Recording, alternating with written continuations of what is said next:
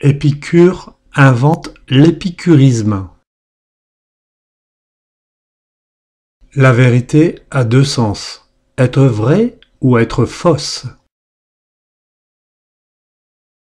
Si le rêve de quelqu'un est de devenir très fort au baby-foot, il n'a qu'à obtenir son permis de construire pour une véranda par exemple, où il y installera son baby-foot, ce qui lui permettra d'être heureux.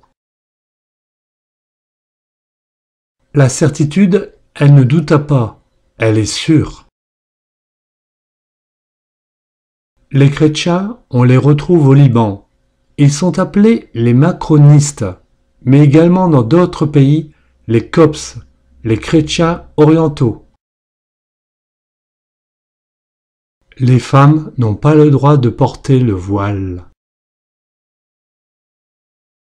Après la Seconde Guerre mondiale, dans les années 20, un nouveau média apparaît, Internet. Malgré le développement de la radio, le président de la République, Valéry Giscard d'Estaing, la censure énormément. Pompidou, son successeur, suit ses traces en censurant lui aussi la radio. Les verbes de Charles T. de Verlaine ont été utilisés pour parler du débarquement de Normandie. Les principaux contributeurs budgétaires sont au nord, sont des pays développés, sont des pays où règne la pacificité et l'organisation politique. L'Europe politique, c'est comme l'hiver dans Game of Thrones. On t'en parle et on la voit jamais arriver. Un point pour l'imagination? Bien tenté. Un monde multipolaire est un monde où il fait très froid. Hitler a voulu créer la race des Acariens. En conclusion, la guerre froide fut assez chaude. Jacques Chirac a dit que le gouvernement précédent a été laxatif dans la conduite de l'État. Internet a révolutionné les moyens de communication sans fil, particulièrement avec l'Wi-Fi. Les pays pauvres se sont quasiment tous rassemblés en Afrique. Il aurait plutôt dû se rapprocher des États-Unis, comme l'ont fait le Mexique et le Canada. L'Asie est principalement dominée par les Chinois qui envahissent le monde tels de petites fourmis creusant des tunnels. De tout temps, les hommes se battent, car comme dit le proverbe, la fin justifie les moyens. Les réponses aux autres épreuves ne sont pas toujours meilleures. Et comme disait un auteur dont le nom m'échappe, moi par exemple, je désire le même mariage que la princesse Meghan Markle, mais je sais que cela ne sera pas facile à obtenir. Zola est le chef de file du naturisme. Shakespeare disait « Être ou ne pas être, telle est la question ».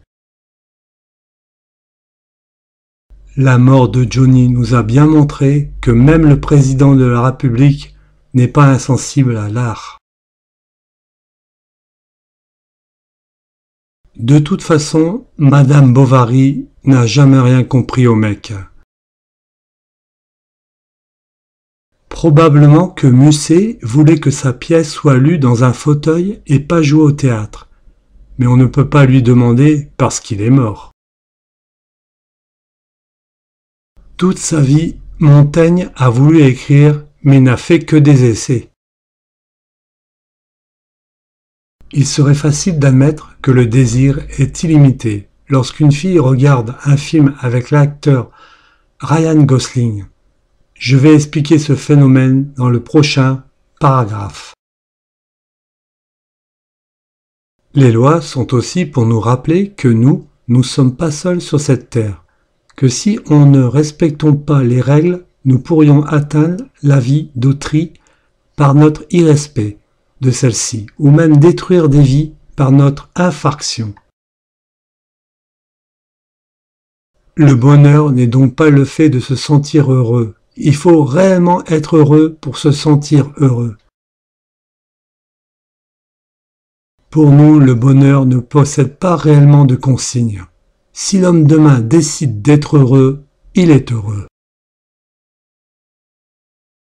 Pour un texte de la Ve République, un philosophe avait imaginé une caverne avec une grotte à l'intérieur de celle-ci.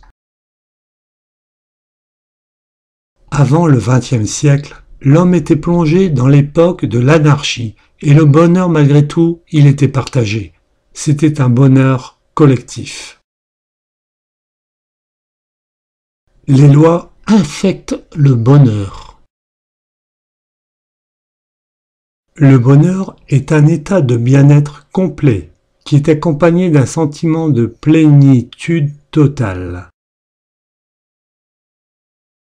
Certains pensent comme bon lui semble et donc fait comme bon lui semble.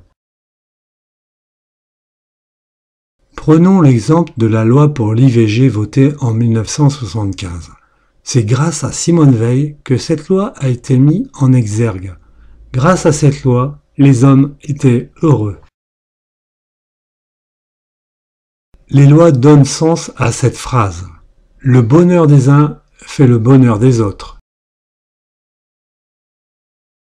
En revanche, nous pouvons différencier des objets, les comparer. Nous avons donc une forme de jugement normal car les objets ne ressentent pas le mal ou l'incertitude de la critique. Chaque soutien que nous soutenons tous les jours, il faut continuer à le soutenir pour, au final, avoir ce que l'on soutenait. Quand une vérité est vraie, elle est dite positive, car bien souvent, une vérité est vraie. Pour être vrai, il faut que la vérité a des éléments pour le montrer, et pour être fausse, des éléments pour le démontrer. À l'heure actuelle, et même depuis toujours, les hommes sont têtus. Le dernier passage est à la ligne sexe. Certaines personnes changent d'opinion car elles ont été convaincues par des personnes qui sont de la leur. Il y a des personnes qui ne savent pas que les philosophes peuvent comprendre quelque chose. Sachant cela donc, on pourrait faire le lien et se rendre compte de l'absence de débat et en conclure que nous ne comprenons pas réellement ce que l'on comprend. Comme dirait Platon, une vie sans examen ne vaut pas la peine d'être vécue. Les lois sont les mêmes pour tout le monde, que vous soyez chauve, poilu, maigre ou petit. Invasion du Koweït par Saddam Hussein, guerre de Corée en 1991. Ces pays auraient bien besoin d'un service militaire tant ils sont en proie au terrorisme. Pour montrer leur désaccord, ils vont envoyer des troupes pour les empêcher de nationaliser le Caire. Le conflit France-Algérie commence officiellement en 1954 et prend fin en 1962. Il est dur pour la France de laisser partir l'Algérie car elle est membre de la France et elle détient 3 départements. Mitterrand a fait la déprivatisation des radios privées qui deviennent publiquement déprivatisées. L'appel du général de Gaulle a permis l'augmentation considérable des résistentialistes. La première carte n'est pas très claire. On n'arrive pas vraiment à distinguer quels sont les pays contributeurs au budget en Europe, car les carrés passent les uns sur les autres. Cependant, une question se posera toujours à savoir comment on pouvait être sûr de ce que les informations nous racontent. L'affaire Dreyfus a eu lieu en 1578. La radio est devenue la presse écrite à l'oral.